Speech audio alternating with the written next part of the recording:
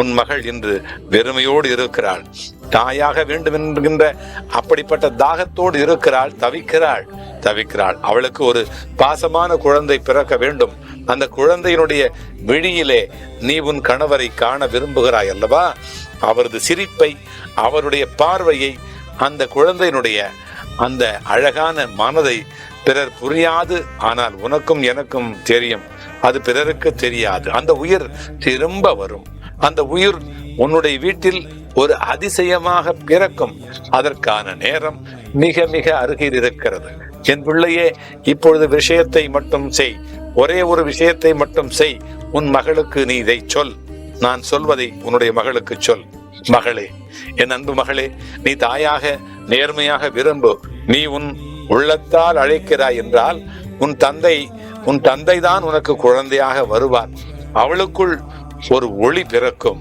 அவள் உடம்பும் மனமும் சீராகி அவளது கருவிலே ஒரு புனிதமான உயிராக வடிவாகி அது வளரும். என் அருளால் அது நிகழும்.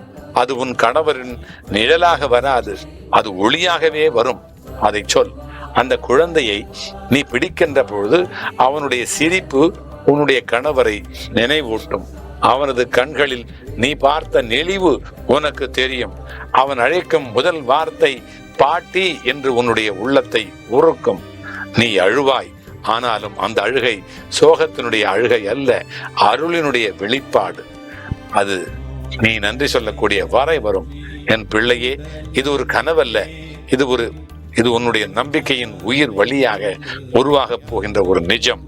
நீ பிரார்த்திக்கிறாய் என்றால், நீ பிரார்த்தனை மட்டுமல்ல, நம்பிக்கையோடு காத்திருக்கிறாய் என்றால் அது நிகழும். நான் இருக்கிறேன். உன் கணவர் இருக்கிறார், வருகிறார். உன் மகளின் வயிற்றில் ஒரு உயிராக அவர் திரும்ப வருகிறார். அவள் பாசத்தில், உன் பிரார்த்தனையில் என் அருகில் அந்த குழந்தை பிறக்கட்டும்.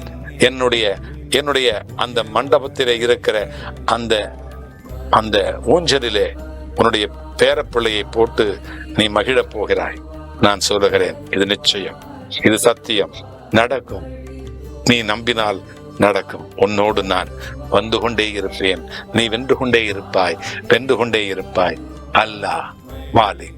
முழு பதிவை பார்ப்பதற்கு கீழே உள்ள ப்ளே பட்டனை கிளிக் செய்யவும்.